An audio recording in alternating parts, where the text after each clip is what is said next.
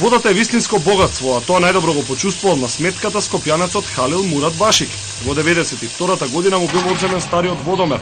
За 10 години подоцна да добие вртоглава сметка од 73.000 денари, долг за вода. Јавното предпријатие Водовод пресметал паушал дека двочленото семејство Мурат Башик трошеле 91 кубик метар вода месечно.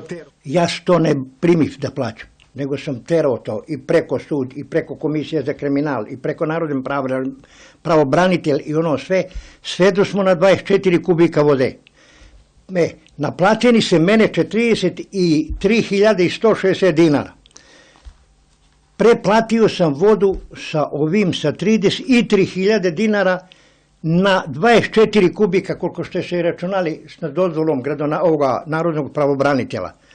Onda се коригирала таа вода. Во не мог да ја докаже правдата, тој започнал да го плаќа долгот. Откако исплатил 33.000 денари, судот во 2005 година одлучил да ја намали сумата која ја должи. Поприфатлив за Мурат Башик бил новиот долг од 200 евра. Така тој станал предплатен кон предпријатието. Неодамна долгот повторно активиран, овој пат со извршители и двојно поголема сума.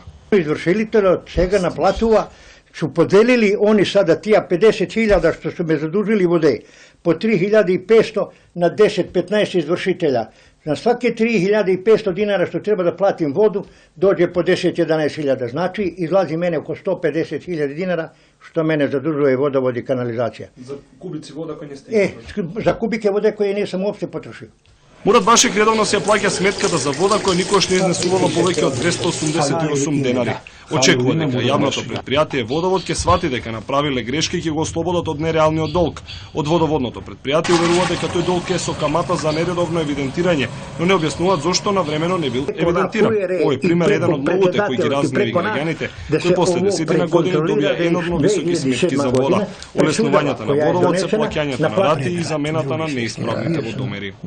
Бил сам 7-8 години. Сите војни ги фатил.